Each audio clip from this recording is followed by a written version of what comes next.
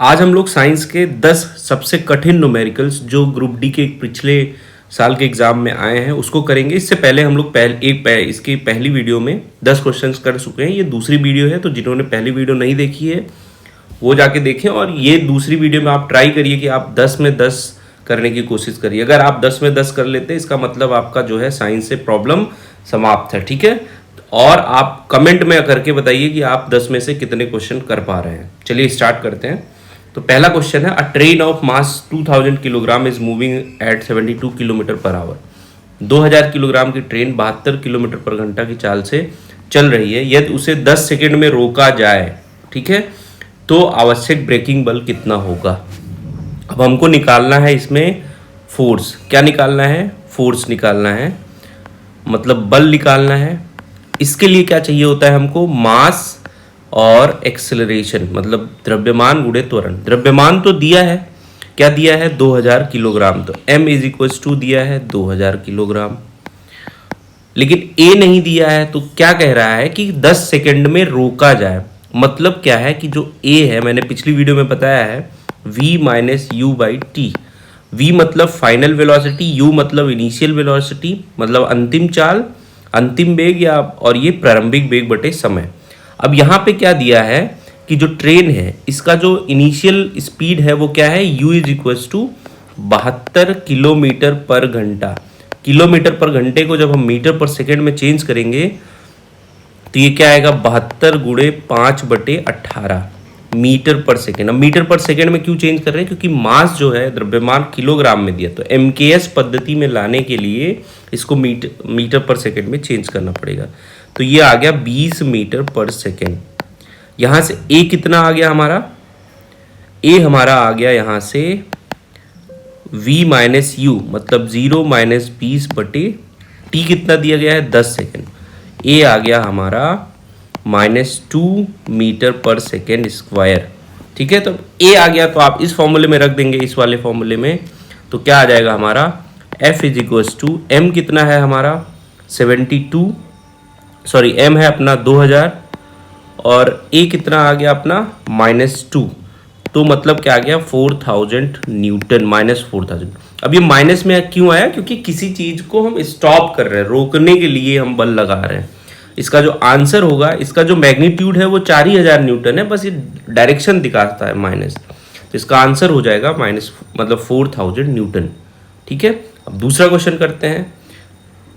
Bullet of mass 50 gram is fired with a velocity of 4 metre. देखिए यहाँ सब खेल है, आपको पद्धति जानना पड़ेगा। यहाँ पे मास किस में दिया गया है? 50 ग्राम। अब ग्राम को किस में चेंज करना पड़ेगा आपको? किलोग्राम में।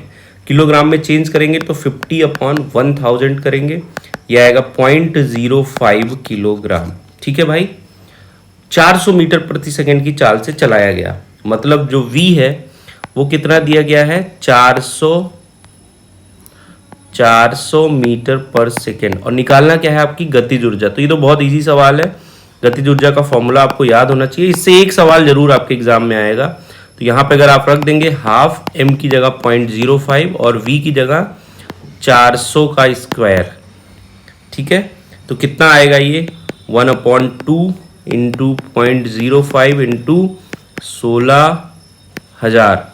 इसको काट देंगे तो 8000, मल्टीप्लाई करेंगे तो फाइनल आंसर इसका आएगा 4000 जूल। इसका भी आंसर क्या होगा? 4000 जूल, ठीक है। ये इजी सवाल है, कर लीजिए आप। बस आप ये देखिए कि इसकी यूनिट सेम होनी चाहिए सारी जगह से, और उसके बाद फॉर्मूला है, तो आप ज़्यादातर सवाल खुद ही कर सकते हैं। अब तीसरा क्वेश्चन क्या है? A body dropped from height hits the ground in 4 second. एक वस्तु को किसी ऊंचाई से गिराया गया, समझ लीजिए किसी ऊंचाई से किसी वस्तु को गिराया जाता है। मान लीजिए A वस्तु है और ये 4 सेकेंड में, कितने सेकेंड में? 4 सेकेंड में जमीन को छूती है। तो आपको क्या बताना है कि इसकी हाइट क्या होगी। तो देखो ये सब सवाल जब आए तो गति के 3 समीकरण होते हैं। अब आपको सबसे पहले लिख लेना चाहिए कि क्या क्या दिया है। इसमें आपको टाइम दिया है, टाइम 4 सेकेंड, और g दिया है आपको 9.8 सेकेंड मीटर पर सेकेंड स्क्वायर, ठीक है। और क्या दिया गया है आपको? आपको दिया गया है u, इनिशियल स्पीड इसकी क्या थी? 0, ठीक है। अब आपको निकालना क्या है? h। तो फॉर्मूला कौन सा लगाएंगे गति के समीकरण में? H is equals to UT plus half GT²। इस फॉर्मूले में जब आप रखेंगे U 0 है तो ये वाला पोर्शन क्या हो जाएगा, 0 हो जाएगा। तो आए गया हाफ, G की जगह रखेंगे 9.8 और T की जगह रखेंगे 4, तो ये हो जाएगा 16, 4 का स्क्वायर। तो ये आ जाएगा आपका 78.4 मीटर। ये आपका आंसर हो जाएगा 78.4 मीटर। ठीक है भाई, तो ये चीज आप याद रखना कि गति के समीकरण तीनों आपको आने चाहिए। v is equals to u plus a t, दूसरा समीकरण है आपका s या h is equals to u t plus half g t square, और तीसरा है v square is equals to u square minus 2as। अब देखो चौथा सवाल क्या है, a wire of resistance 8 ampere is cut into 2 equal parts and both parts are connected in parallel, what is the new. तो देखो दो पार्ट में अगर 8 ओम को हमने काट दिया तो दो पार्ट इसका क्या हो जाएगा, 4 ओम और 4 ओम। अब इनको पैरेलल जोड़ दिया गया तो इनका रेजिस्टेंस, तो पैरेलल में आपको पता है जो रेजिस्टेंस होता है 1/r is equals to 1/r1 plus 1/r2। तो देखो 4 ओम R1 हो गया, तो यहाँ पे अगर आप रखेंगे तो क्या आएगा 1/4 प्लस 1/4 दैट इज 2/4 1/2। तो R इज इक्वल टू क्या आ जाएगा 2 ओम। ये भी अच्छा सवाल है, तो इसको आप कर लीजिएगा अच्छे से। ठीक है, पैरेलल और हमने दोनों बताया है पिछले वीडियो में समांतर और श्रेणी क्रम में क्या होते हैं, उसमें भी अच्छे अच्छे सवाल हमने किए थे। पांचवा question, a body is projected upward with a speed of 196 metre, what is the maximum height it reaches. Maximum height क्या है जो ये रीच करेगी। तो इसमें गति का समीकरण ही लगेगा, कौन सा, v square is equals to u square minus 2gh। अब आपको लिखा रहा कि अधिकतम ऊंचाई क्या होगी। देखो अब इस वस्तु को क्या किया गया, यहाँ से 198 मीटर पर सेकेंड की रफ्तार से फेंका गया। मतलब क्या है कि आपको u दिया गया है 198 मीटर पर सेकेंड। आप समझो इस चीज को, g दिया गया है आपको और g 9.8 है, h आपको निकालना है, और ये पता है जब ये ऊपर मैक्सिमम पहुंचेगी तो यहाँ पे v इसका क्या हो जाएगा 0, मतलब अंतिम जो वेग होगा वो क्या हो जाएगा 0। तो यहाँ से अगर हम निकालें तो v हो जाएगा 0, तो 2gh इज इक्वल टू हो जाएगा u square, h is equal to हो जाएगा यू स्क्वायर अपॉन 2g। ठीक है, g क्या है, गुरुत्वीय त्वरण है, आप लोग जानते हैं। अब यहाँ पे जब आप वैल्यू रखेंगे इसका तो ये आएगा 196 का स्क्वायर अपॉन 2 इंटू 9.8। हम लोग इसको जब सॉल्व करेंगे तो ये आएगा 1960 मीटर, 1960 मीटर। ठीक है भाई, तो ये आप याद रखिएगा कि गति के तीनों समीकरण से आपको सवाल बनाने आने चाहिए अच्छे से। आप कहेंगे तो मैं एक स्पेशल वीडियो गति के समीकरण के ऊपर ही 3 जो है लेके आऊंगा। ठीक है, अगला question, a current of 3 ampere flows through a resistor for 2 minutes. ठीक है, हाउ मच चार्ज फ्लो। तो देखो चार्ज का डेफिनेशन होता है Q is equal to N into e, लेकिन ये तो यहाँ पे फॉर्मूला लग नहीं रहा है क्योंकि ना हमको N दिया है और इलेक्ट्रॉन हमको मतलब ही नहीं। इसने क्या पूछा है, हाउ मच चार्ज, और दिया क्या क्या। सबसे पहले आप गिवन लिखा करिए फिजिक्स में, दिया है हमको current I is equal to 3 ampere, दूसरा क्या दिया है T is equal to 2 minutes, क्या दिया गया है 2 मिनट्स। ठीक है, अब हमको निकालना क्या है, इसमें आवेश निकालना है। तो आप लोगों को पता है जो करंट का फॉर्मूला होता है I is equal to Q by T. ठीक है, एकांत समय में जो है वो प्रवाहित चार्ज को ही क्या कहते हैं, हम धारा कहते हैं। तो हमको निकालना क्या है, हमको निकालना है Q। तो Q इज इक्वल टू क्या हो जाएगा, Q इज इक्वल टू हो जाएगा I इंटू टी। I कितना है अपना 3 एम्पियर और T कितना है अपना 2 मिनट। अब देखो मिनट को नहीं आप चेंज कर सकते क्योंकि एम केस में तो मिनट को आपको चेंज करना होगा। 2 इंटू 60 बराबर 120 सेकेंड। तो यहाँ पे 120 आप जब रखेंगे तो कितना आंसर आएगा 360, और इसका यूनिट क्या होता है कूलम। तो 360 कूलम इसका क्या हो जाएगा, आंसर हो जाएगा। इसको आप अच्छे से करिएगा सवाल। अगला सवाल क्या है, पावर ऑफ 60 वाट। जो पहले दिया है उसको लिख लेना चाहिए। पावर कितना होता है 60 watt is supplied to a bulb for 5 minute. कितने मिनट तक दे रहा है, T is equal to 5 minutes. अब मिनट जैसे ही दिखे आपको इसको किस में चेंज करना है, सेकेंड में चेंज करना है, ये चीज़ आप समझ लीजिएगा। 300 सेकेंड।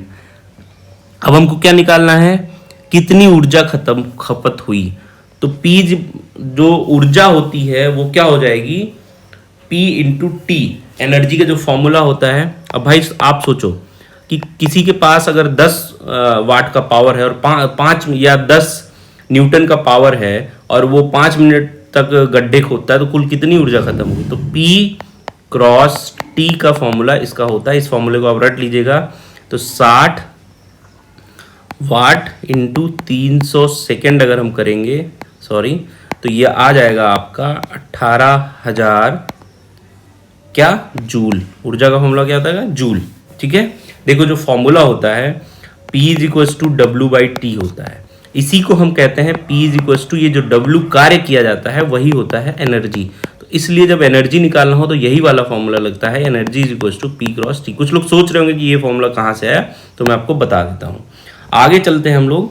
अगला क्वेश्चन, 8वां question, a wheel rotates 600 RPM revolution per minute, what is its angular velocity in radian per second. ये भी बहुत इंपॉर्टेंट सवाल है।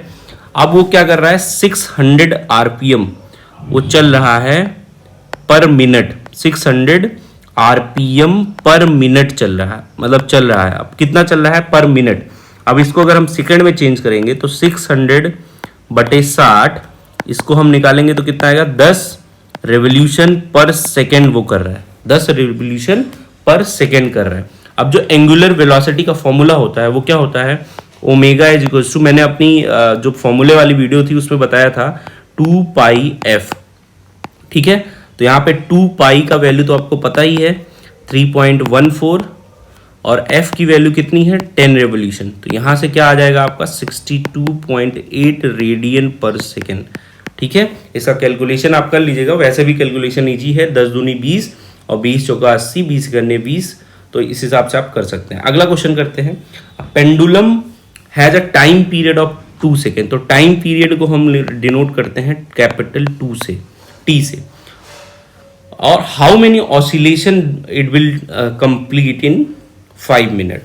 तो 5 मिनट्स को टाइम दिया है 5 मिनट, इसको हम किस में चेंज करेंगे, सेकेंड में चेंज करेंगे, तो कितना आ जाएगा 300 सेकेंड। ये सब आप ओरली करिए तभी आप एग्जाम में अच्छे से कर पाएंगे। अब नंबर ऑफ ऑसिलेशन जो होता है वो क्या होता है, नंबर ऑफ ऑसिलेशन या नंबर ऑफ दोलन बराबर क्या होगा इसका, ये हो जाएगा, क्या हो जाएगा, n मतलब t बाई 2, मतलब जो समय दिया गया है, कितना समय दिया गया है 300, और एक बार ये पूरा करता है 2 सेकेंड में, तो टोटल कितना आवर्त करेगा ये 150। ये क्वेश्चन नंबर 10 है और इसको पढ़िए क्या लिखा गया, lens forms a virtual image of an object place at 20 centimetre if the image is formed at 10 centimetre behind the lens, what is the focal length. एक लेंस किसी वस्तु की आभासी छवि 10 सेंटीमीटर पीछे बनाता है जबकि वस्तु 20 सेंटीमीटर दूरी पर रखा गया। इसमें दो चीज़ है, पहली बात तो साइन लेना। अब साइन लेना वही जान पाएगा जिसको साइन वाले रूल पता होंगे कि कहाँ कौन सा प्लस माइनस साइन लिया जाता है। इसके लिए मैंने एनसीईआरटी की क्लास 10th की एक वीडियो अपलोड करी है, उसमें पूरा मैंने प्रकाश के बारे में डिस्कस किया, अगर वो नहीं देखा तो आप वो जाके देख सकते हैं। दूसरी जो इसमें की चीज़ है वो देखना है कि इमेज कैसे बन रहा है, तो वर्चुअल यानी आभासी इमेज बन रहा है। तो आपको समझ जाना चाहिए कि लेंस में आभासी इमेज और लेंस के पीछे बन रहा है, तो कौन सा लेंस होगा, ये होगा कॉनकेव लेंस। और कॉनकेव लेंस में क्या होता है, ये सारी चीज़ें आपको। अब lens form a virtual image of an object place at 20 centimetre, तो कोई ऑब्जेक्ट है जो यहाँ से 20 सेंटीमीटर की दूरी पर रखा गया है, तो ये क्या हो गया, u इज इक्वल टू हो गया -20 सेंटीमीटर। ठीक है, उसके बाद क्या कह रहा है, if the image is form at 10 centimetre, तो यहाँ से ऑब्जेक्ट मान लो रखा गया, ये जाएगा तो कुछ यहाँ पे इसकी यहाँ पे कुछ इमेज बनेगी। ठीक है, यहाँ पे तो ये 10 सेंटीमीटर दूर ये इमेज बनाता है, तो फोकल लेंथ आपको बतानी है। तो v इज इक्वल टू हो गया -10 सेंटीमीटर, ये भी माइनस में ही लेंगे। आपको निकालना क्या है, f निकालना है। ठीक है, तो कैसे निकालेंगे देखते हैं। 1/f is equal to 1/v minus 1/u। जब इसको आप कैलकुलेट करेंगे तो 1/v है अपना -10, 1/u है -20, यानी ये कितना हो जाएगा अपना,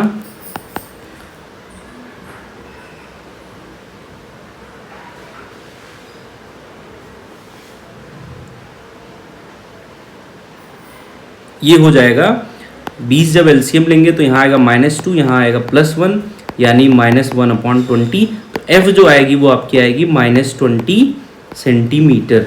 अब देखो इसमें ऑप्शन गलत दिया गया है, तो इसमें ऑप्शन मिसप्रिंट है, तो -20 सेंटीमीटर यानी फोकल लेंथ हो जाएगी आपकी 20 सेंटीमीटर। तो इतने क्वेश्चन थे और ये भी बहुत इंपॉर्टेंट क्वेश्चन था। इसका पीडीएफ आपको जो है टेलीग्राम चैनल पे मिल जाएगा, टेलीग्राम चैनल ज्वाइन करें और ऐसी ही सीरीज हम लोग डेली करते रहेंगे। तो चैनल को अगर अच्छा लगा वीडियो तो लाइक करिए और सब्सक्राइब करिए। चलिए, ऑल द बेस्ट।